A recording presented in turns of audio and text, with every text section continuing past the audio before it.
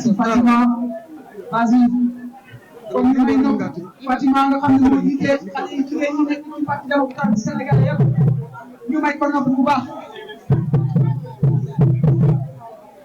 A'uuzu billaahi mina shaytaani rajiim, bismillaahi rahmaani rahiim.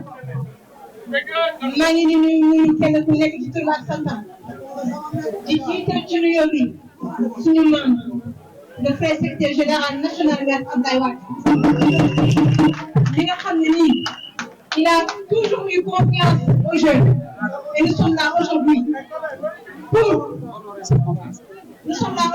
pour honorer cette confiance-là. di nuyu le frère secrétaire général chargé de la structure muy Abdou Karim Meïssa Wade di nuyu la direction des structures di nuyu les permanents di nuyu toutes les autorités du PDS qui sont ci joints soit verticales ou horizontales di nuyu le directeur des structures monsieur Salou Dia qui n'a ménagé aucun effort pour la réussite de cette activité-là di nuyu suñu tonton le président du groupe parlementaire, tonton Lamine Thiam, honorable Lamine Thiam, di nuyu les secrétaires généraux, le CLC et le CNS. Chers frères et sœurs, balaa may commencer sama discours nag bu fi riiru du ma wax.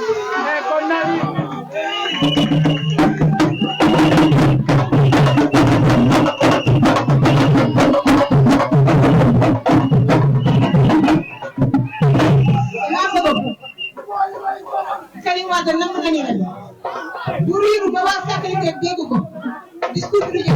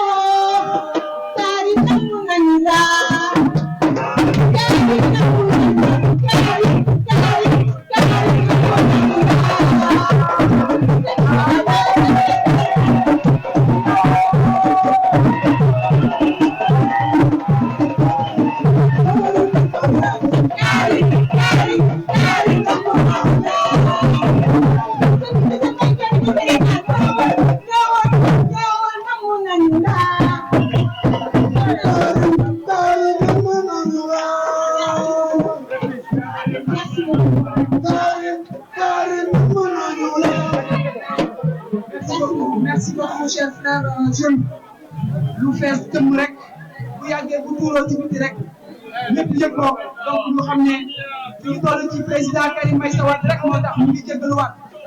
Merci beaucoup, on y va, ma sœur Watine. C'est un honneur pour moi de m'adresser à vous, jeune homme, jeune femme, fidèle, engagé, dévoué du Parti démocratique sénégalais. Ma fierté est d'autant plus grande que cette rencontre d'aujourd'hui.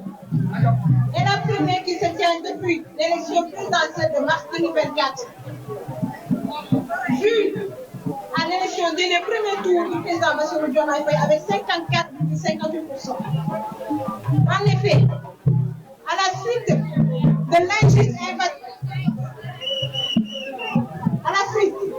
de l'injuste validation du candidat Karim Meïssa Wade, nous n'avions d'autre opportunité que celle d'apporter un soutien dans des candidats en liste.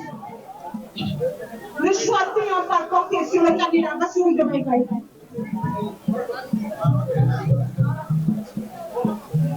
S'il en était encore besoin du sens élevé de l'État et la vision politique de notre camarade secrétaire général chargé de la stratégie Karim Meïssa Wade. Toutefois, il me plaît de rappeler ici devant vous, au président de la République, que le soutien n'est point un chèque en blanc, ni de l'intérêt supérieur de la nation et le bien-être des Sénégalais et des Sénégalaises.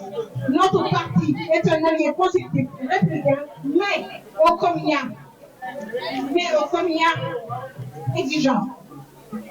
Nous, jeunes de l'UJR, pour notre part, sous l'autorité éclairée de notre secrétaire général chargé de la stratégie, M. Karim Meïssa Wade, fidèle aux valeurs du parti et à son vouloir passé, Restons les sentinelles vigilants pour le respect des engagements pris par le candidat Bassirou Diomaye Faye devant les Sénégalais qui ont valu du reste notre soutien décisif. Mesdames, Messieurs, chers frères et sœurs, notre rencontre d'aujourd'hui, au-delà de son caractère convivial et chaleureux, doit être l'occasion d'engager une réflexion sur la place des jeunes dans la politique. En effet, au Sénégal, les jeunes constituent un poids démographique considérable. D'après les chiffres issus du précédent recensement de l'ANSD. Les Sénégalais de moins de 35 ans représentent 66% de la population paradoxalement.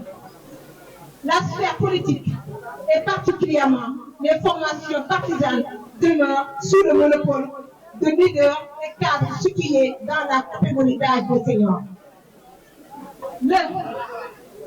Déjà, le sentiment politique et partisan trouve une de ses origines dans la prise en charge incomplète des difficultés auxquelles les jeunes sont confrontés, particulièrement le chômage. C'est pourquoi nous lançons un appel ici au président de la République à ne pas trahir l'espoir des jeunes Sénégalais replacés en nous, d'autant plus que ces derniers ont largement contribué à la victoire au prix d'énormes sacrifices, de brigades d'emprisonnement et même des sacrifices suprêmes. Aucun effort n'a été aménagé pour lutter contre le chômage endémique des jeunes afin de les sortir des griffes mortifiées de la drogue, de la délinquance et pour les éloigner de l'attrait chimique et périlleux de l'immigration clandestine. Mesdames, Messieurs, chers frères et sœurs, je saisis cette occasion qui m'est offerte pour exhorter à plus d'engagement, d'unité et de discipline en vue de gagner les batailles politiques à venir. Les élections législatives anticipées qui se profilent à l'horizon doivent être l'occasion pour notre parti de mobiliser ses troupes afin de gagner le maximum de sièges à l'Assemblée nationale et peser de tout son poids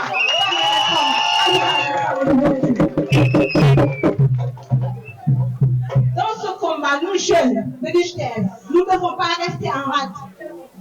Militants de base, responsables secteur, section ou de fédération, chacun en ce qui lui concerne, dans une dynamique unitaire, devra toucher le maximum des cœurs.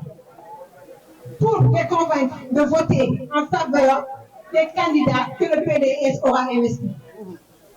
Nous battrons campagne à travers des porte-à-porte, des meetings et débats dans les médias traditionnels, radio, télé et surtout dans les réseaux sociaux. En conséquence, nous réclamons une forte présence des membres de l'UJTL sur la liste des candidats qui seront investis par le parti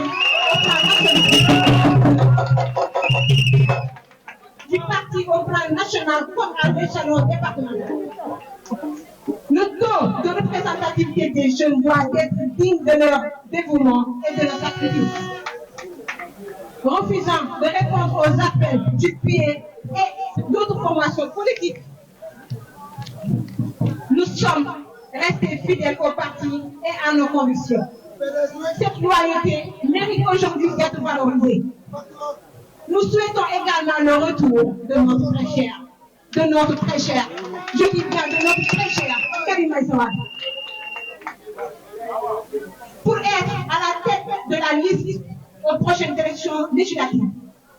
Sa participation avec ces élections, son expérience gouvernementale, son sens élevé de la responsabilité, ses qualités de leader sont des atouts majeurs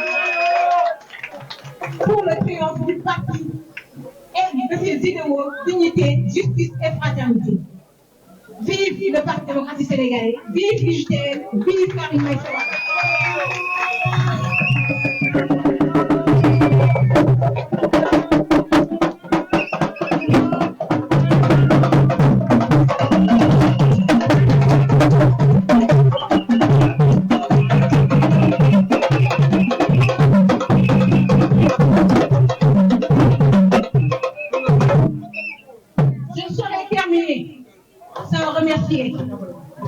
ñi nga xam ne ñii tey dañ leen étudier bu neexee nday jàkkee ci wax waaye tamit bu ñëwee dañ laa dee te waa Tëngéej sax ñoo ma dee ma di leen gërëm di leen sant waaye tamit dama bàyyi dinaa benn yoon wax UGTEL ci li ngeen daj lépp depuis suñu ko ba tey mais aussi mention spéciale à la commission féminine nationale jërë ngeen jëf mu amoon tur mu amoon moo bëgg suñu wax ko waaye comme kala moo nañu am jërë ngeen jëf